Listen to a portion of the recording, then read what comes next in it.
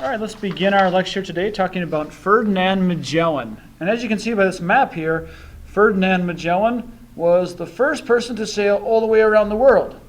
But if you look a little closer at this map, you can see, wait a minute, there's the Magellan route and the Elcano route. And you can also see that Magellan was killed in the Philippines, so Magellan didn't really make it around the world. Part of his crew made it around the world.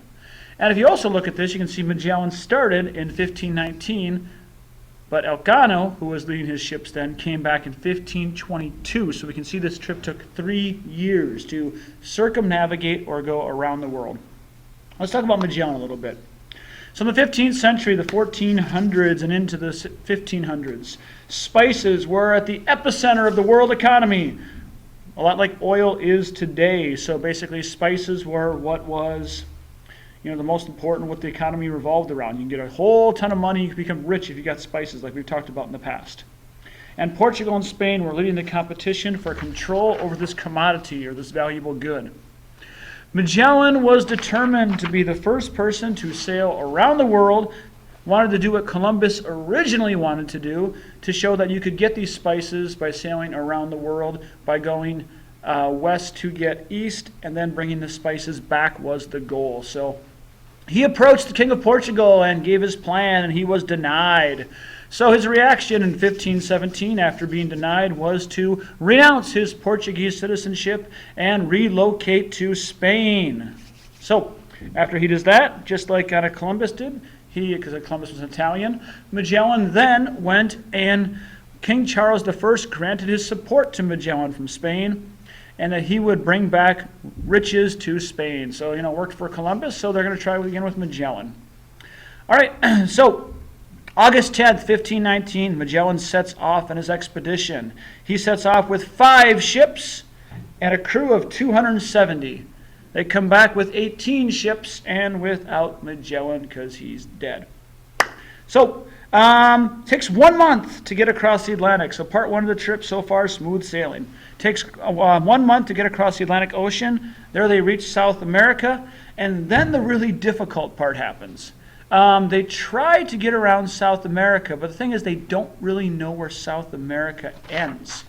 So what they do is they end up getting to the land of South America, and they think that they can go across right here, if we see about a little more past the midway of South America, and there's an inlet here where they go in, and they find out, nope, there's land. So then they keep going around, nope, there's land, and nope, there's land, and nope, there's land, all the way till they get to the bottom, which gets named after Magellan, the Strait of Magellan, and it takes them quite a while, over a month, to get across this part right here. So that takes as long as it takes them to get across the Atlantic Ocean, because at this point they're off the map. They don't know where they're going.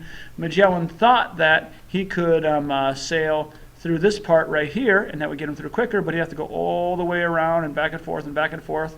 The Straits of Magellan are rocky. It's extremely cold down here. It's icy water. It is tough sailing, and eventually they make it through the Pacific Ocean. When Magellan gets to the Pacific Ocean, he names it Mar Pacifico. Sorry for my bad Spanish there.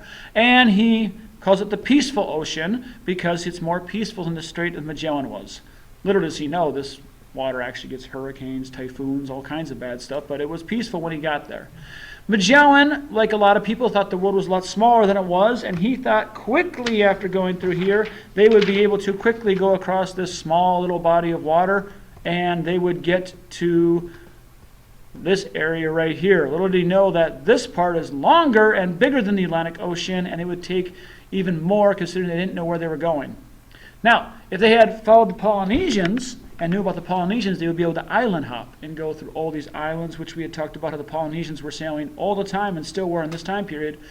But the Spanish and Portuguese didn't know about them. So they're just going through the Pacific Ocean, straight through, trying to make it, and not really knowing where they're going.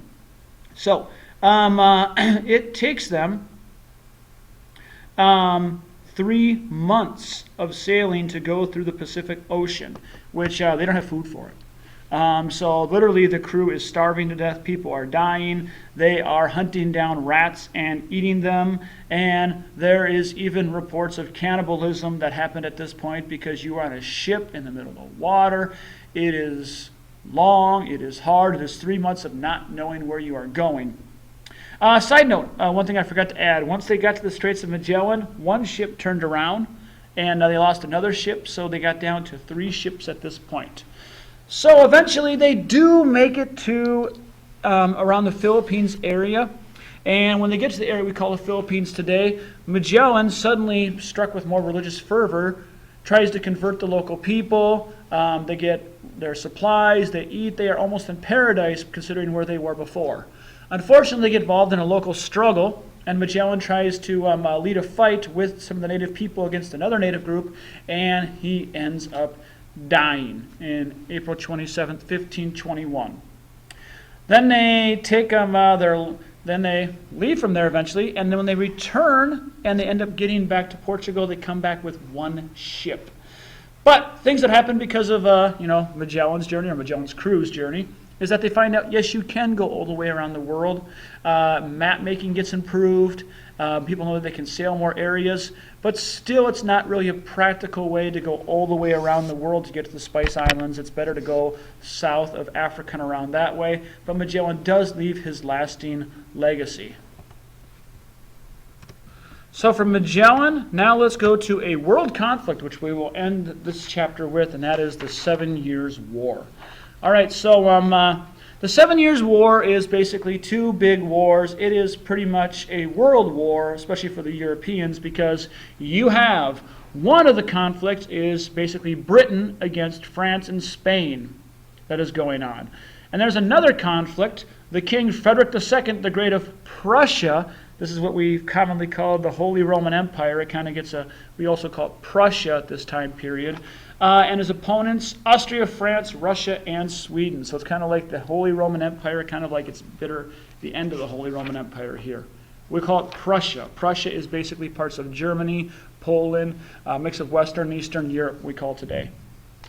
Here's the main things you need to know about the 7 Years' War. Before the 7 Year Wars, France and Spain kind of were the major powers, and Britain was rising as a power. Britain invests a lot into their navy, starting with King Henry VIII, who we'll talk about more. They invest a lot in the navy, and they develop the most powerful navy in the world. And because of this, the British are able to defeat France and Spain in a lot of battles. And they don't take them over, but they're able to defeat them, and they gain a lot of territory. The French planned an invasion of Britain, but their naval fleet was badly defeated in 1759 at Lagos off of Portugal.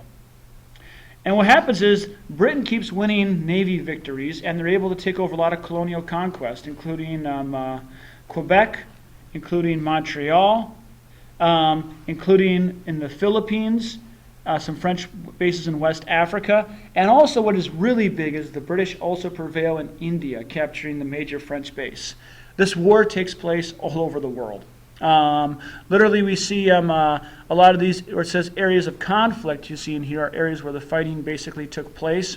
And here we see where this took place in North America before it was the United States, right over here. We see it here in Europe, obviously, and we also see fighting going on in India. And the end result of this is basically that Britain is able to establish a lot more power, and they kind of take the top-notch position over France and Spain at this point, and Britain becomes the major world power. As far as the Prussians go, which is the same land area as the Holy Roman Empire, they survive the war, but their losses are heavy.